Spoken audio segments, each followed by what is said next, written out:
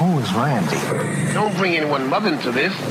Your mom in the fucking stand! I was just in Coach coming back this Saturday. I had this crazy show near San Francisco, red eye to New York, did a show right back at 6 a.m, you know, the dad flight back. Yep. In Coach next to this old couple, and this woman next to me would fart, and it would be loud. It would surprise me. It would surprise her equally.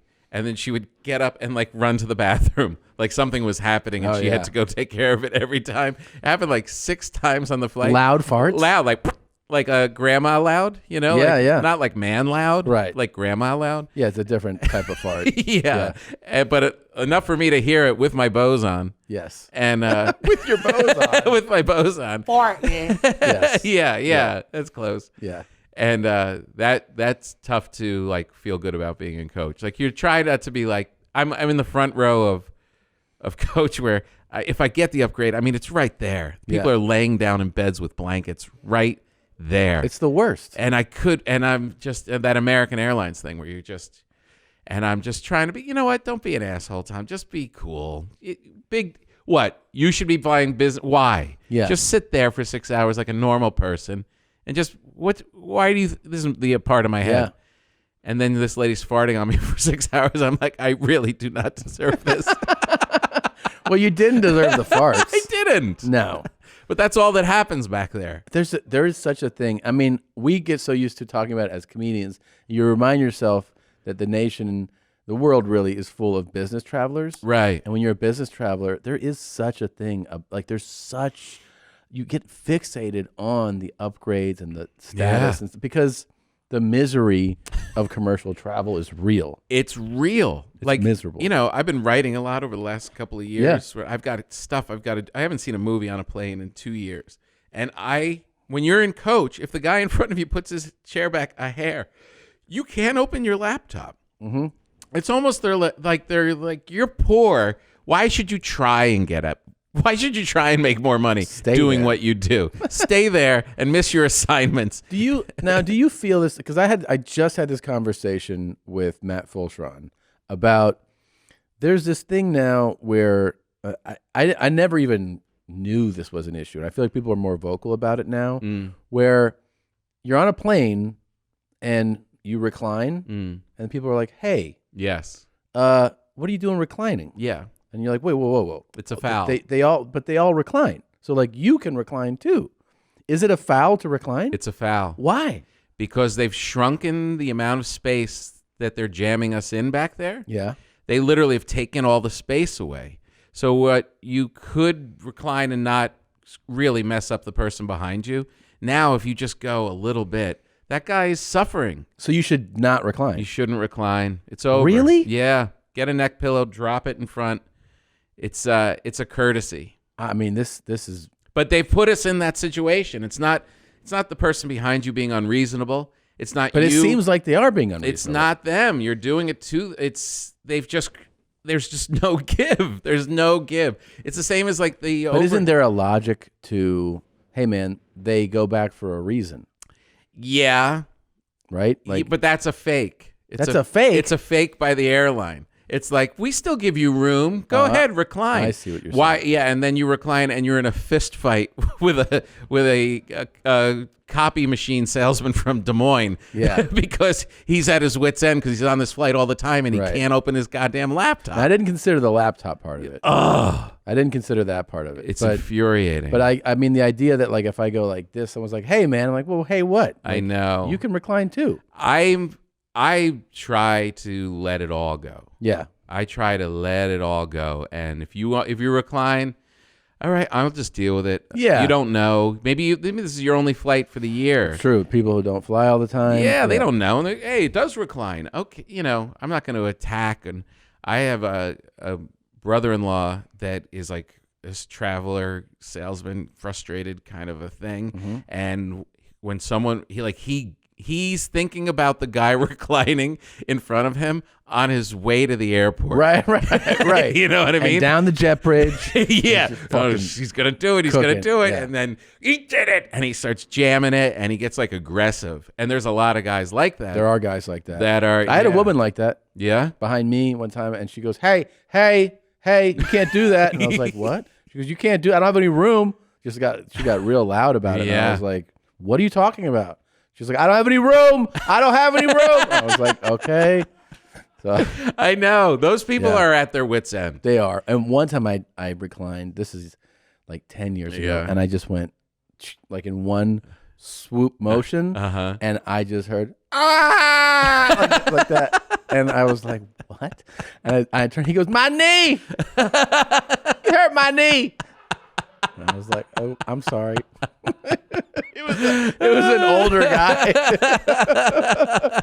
My knee. You hurt my knee, man. Oh, you're killing me back here. And I was like, "I'm sorry." I really just feel like they've really just sucked so much of the space out to the point where I even have like a wheelie bag that, was sold to me for overhead. And they're like, "Oh, this isn't." And they're like, "No, that doesn't fit anymore. That's like the old." And you went back to the Toomey place, and the new one is like so much smaller. Right. And you're just torturing the shit out of people. You're shrinking it down, and now you can't fit your wheelie bag up in the top, and everyone's fighting for the top because they're being charged extra money. A lot of people, they're just paying for the ticket. Right. Now you're going to charge them for their bag, and you're telling them it can't.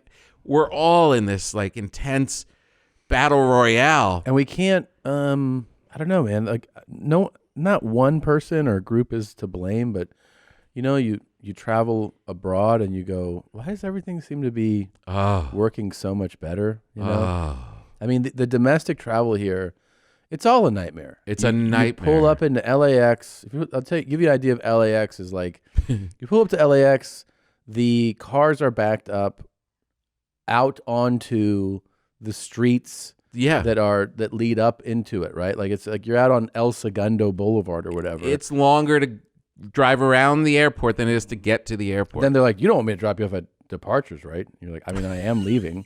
And they're like, "Well, that's real long, so I'll drop you off at arrivals." Yeah, you take 5 escalators up. And you're like, "Okay," and then there's chaos there. There's chaos at TSA security.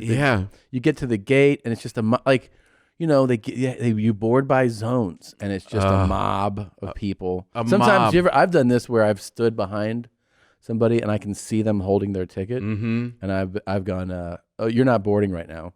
Yeah, and they're like, "What?" I go, "You're zone 3. Yeah, you're not boarding yet." Yeah, and they're like, "What? What does that mean?" I go, "Look at your ticket."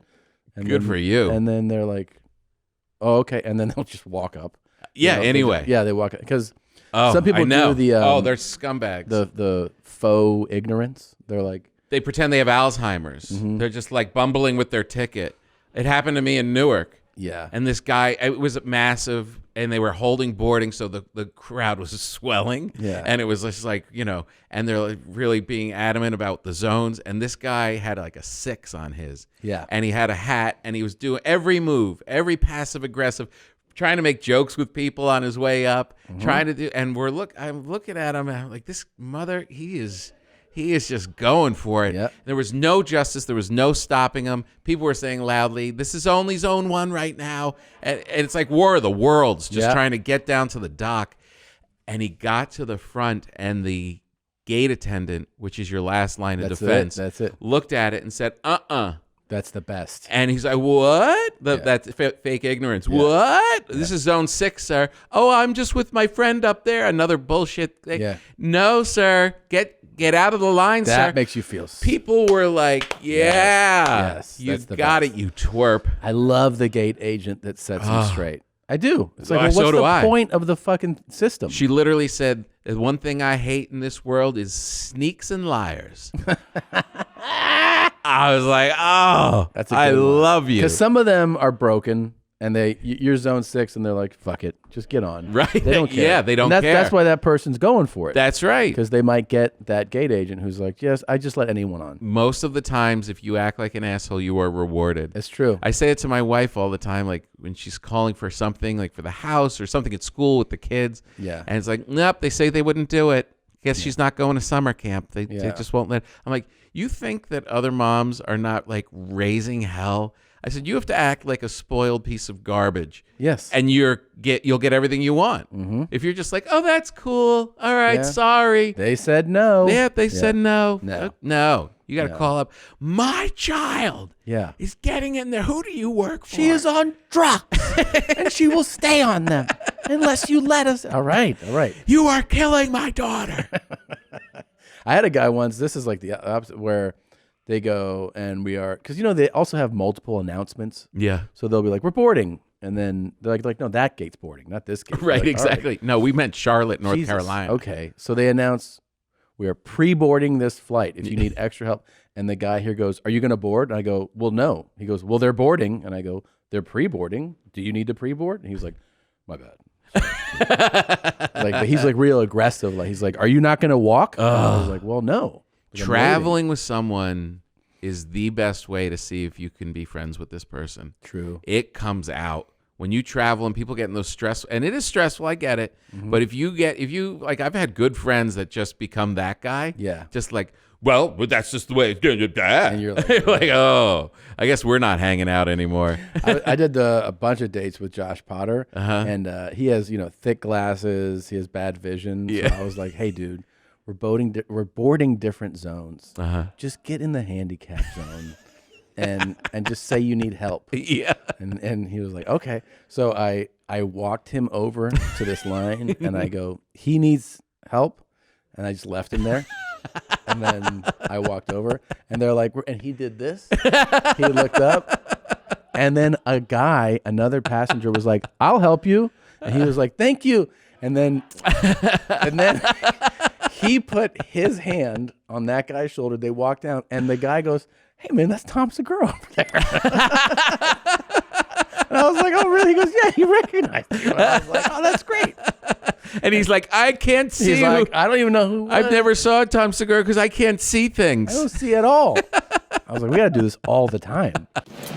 Hi, Jeans. Did you like that highlight? Well, you can watch an entire episode here or more highlights here. But definitely subscribe here. That way you can, get the latest videos as they drop. For real, 4 strokes.